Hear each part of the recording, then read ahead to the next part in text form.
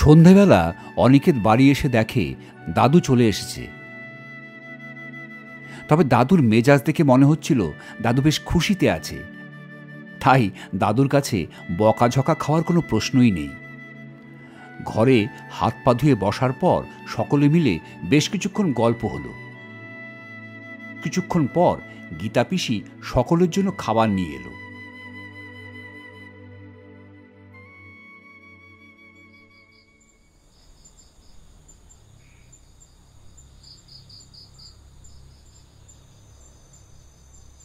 খাওয়ার পর অনিকেত শুতে গেল গীতা পিসির কাছে, আর দাদু শুতে গেল বাবলু আর কালা কাকার সাথে।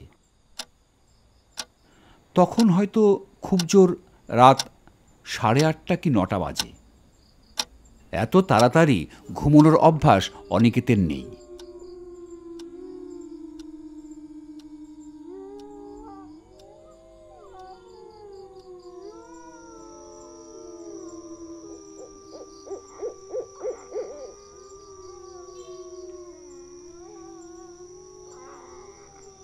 অনিকেত তো ঘুমানোর অনেকটা চেষ্টা করেছিল, কিন্তু ঘুম আর আসছিল না কিছুতেই।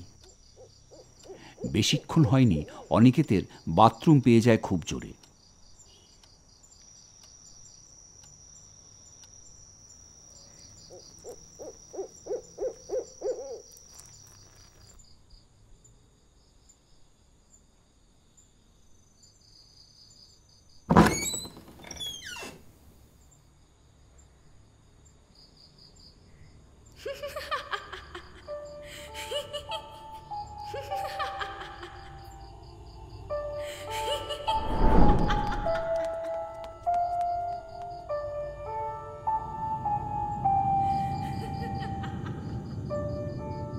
ব্যাপারটা কেমন অদ্ভুত লাগলো।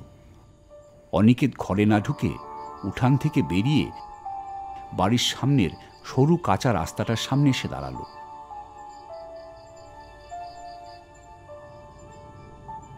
তখনই দূর থেকে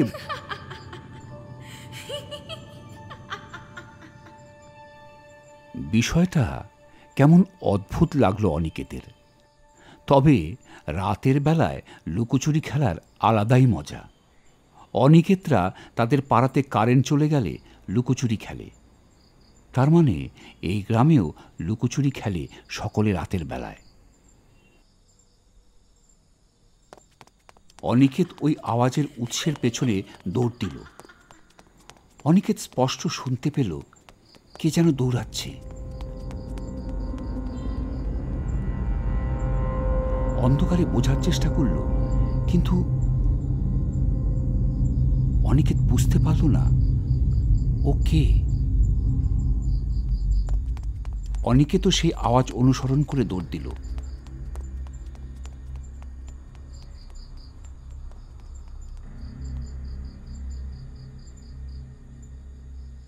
এদিক ওদিক তাকানোর পর তার চোখ পড়ল ক্ষেতের দিকে।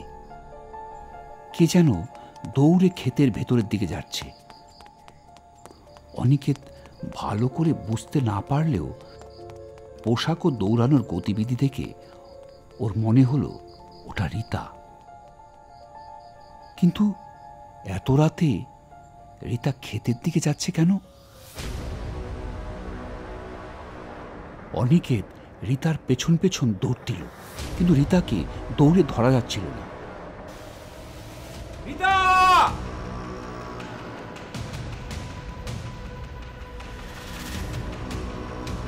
রীতা!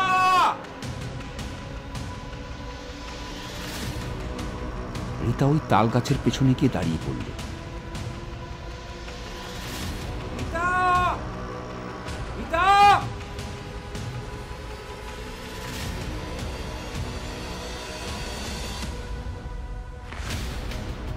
রীতার কি হলো কে জানে, সে ওই তাল গাছের থেকে এক ছুট দিয়ে ঝিলের পাড়ে গিয়ে দাঁড়ালো।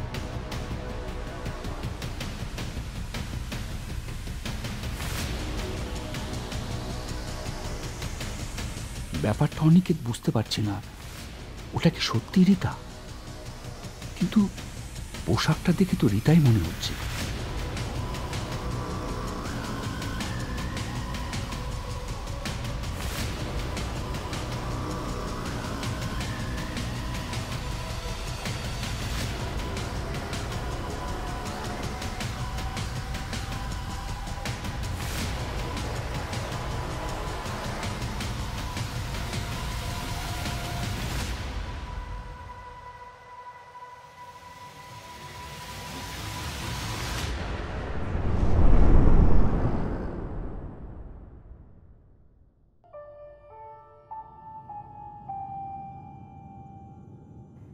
অনিকেত পেছন ফিরে দেখে এক ঝটকা দিয়ে কে যেন পেছনে টেনে নিয়ে এলো। অনিকেত বুঝতে পারছিল না তার দাদু হঠাৎ এখানে এসছে কেন। অনিকেত কিছু বুঝে ওঠার আগেই অনিকেতের দাদু অনিকেতকে একটা চড় মারে, তারপর ঘাট ধরে ওকে কালা কাকার বাড়িতে নিয়ে আসে। দাদু বলে, গিয়ে পিসির কাছে শুয়ে পড়।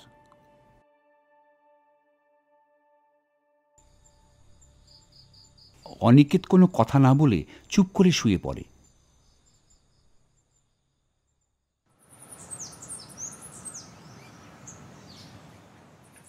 পরের দিন ভোরবেলায় অনিকেতের দাদু গোছগাছ করে অনিকেতকে নিয়ে বাড়ি ফিরে আসে। সারাটা রাস্তা কোনো কথা বলেনি দাদু।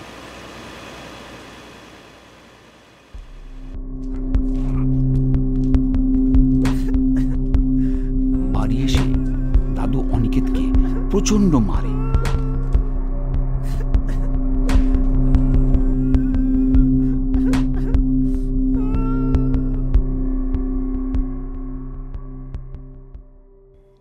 সকলে তখন অনিকেতকে দাদুর কাছ থেকে বাঁচায়। কি হয়েছে? দাদু এইরকম আচরণ কেন করছে? দাদু তো কিছুই বলছে না, একদম নিশ্চুপ। তবে দাদু একটা কথাই বলেছিল, তোকে কোনো দিন আর আরংঘাটায় নিয়ে যাব না। অনিকেতের দাদুর এইরকম আচরণ দেখে সকলে চিন্তিত।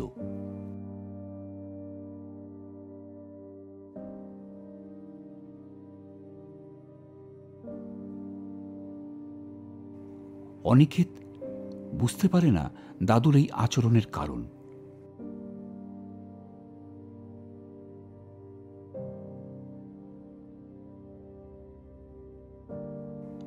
ও বাড়ির সবাইকে জিজ্ঞেস করেছিল পরে যে দাদু সেদিন তাকে ওইভাবে মারছিল কেন, কিন্তু কেউই সেই বিষয়ে কোনো কথা বলেনি। তবে ওই ঘটনার পর থেকে দাদুর সাথে আর কোনো কথা বলতো না অনিকেত।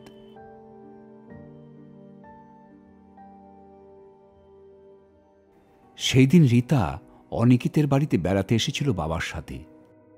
তো সেই দিন দুপুরেই ঘরের ভেতর সকলেই বিভিন্ন বিষয় নিয়ে কথা বলছিল। তখন অনিকেতের প্রসঙ্গ আসাতেই অনিকেতের বাবা সেই বিষয়ের কথা টেনে আনে। অনিকেত নাকি রাতে গীতার ঘর থেকে বেরিয়ে রীতাকে দেখতে পায়। রীতার পেছন পেছন অনিকেত দৌড়তে দৌড়তে সে ঝিলের কাছে চলে যায়। অনিকেত সেই রাতেই মারা যেত যদি না দাদু তার পেছন পেছন গিয়ে অনিকেতের জীবন বাঁচাত। দাদু সামনেই বসেছিল, এবার তিনি সেই বিষয়ে মুখ খুললেন। আসলে সেই রাতে আমারও ঘুম আসছিল না। এপাশ ওপাশ করছিলাম, তাও ঘুম আসছিল না। তখনই কে যেন ফিস ফিসিয়ে বাইরে থেকে বলে ওঠে, তোর নাতিকে আমি নিয়ে গেলাম, বাঁচাতে পারলে বাঁচিয়ে নে।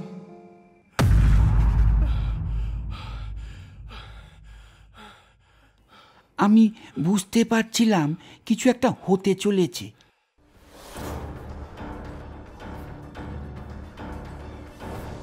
আমি অনিকেতের পেছন পেছন দৌড়তে ওর নাম ধরে ডাকতে থাকি। ও শুনতেই পায় না।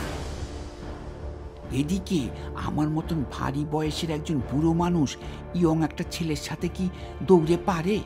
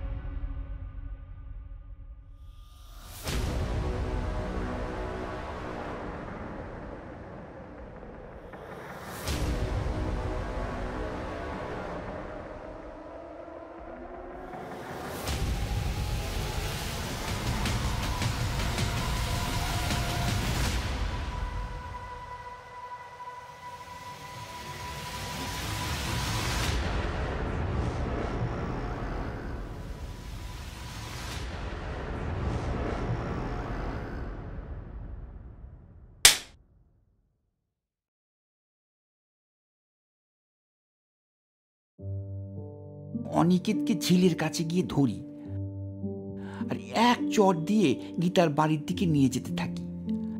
আমি বুঝতে পারছিলাম যে অনিকেতের উপরে খুব একটা খারাপ জিনিসের দৃষ্টি পড়েছে। সেই রাতে আমি যদি না উঠতাম তাহলে হয়তো অনিকেতের মায়ের কাছে সারা জীবনের জন্য ছোট হয়ে যেতাম, মুখ দেখাতে পারতাম না। কিন্তু সেই রাতে তো আমি বেরোইনি ঘর থেকে, তাহলে ও কাকে দেখেছিল সেদিন রাতে? জানি ওটা তুই ছিলিস না, ও যেই হোক তোর রূপ ধরে এসেছিল।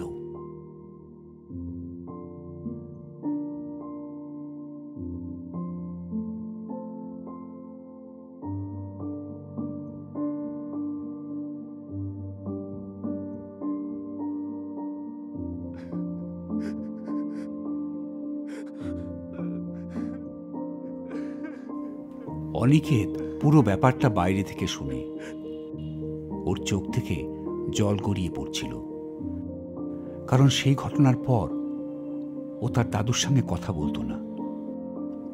খুব খারাপ একটা মানুষ ভাবত অনিকেত তার দাদুকে, অথচ সেই ব্যক্তি তার জীবন বাঁচালো। অনিকেতের ইচ্ছে করছিল দৌড় দিয়ে গিয়ে দাদুকে জড়িয়ে ধরে দাদুর কাছে ক্ষমা চায়, কিন্তু দাদু কি সত্যি ক্ষমা করবে তাকে? আমাদের ভিডিওগুলো যদি আপনাদের ভালো লেগে থাকে অবশ্যই চ্যানেলটিকে সাবস্ক্রাইব করবেন, লাইক, কমেন্ট এবং শেয়ার করবেন। আর হ্যাঁ, পাশে থাকা বেল বাটনটিকে প্রেস করতেও ভুলবেন না, তাহলে আমরা আপনাদের জন্য নিয়ে আসা ভিডিওগুলোকে সঠিক সময়ে আপনাদের কাছে পৌঁছে দিতে পারব। দেখা হচ্ছে নতুন কোনো ভিডিওতে। ধন্যবাদ।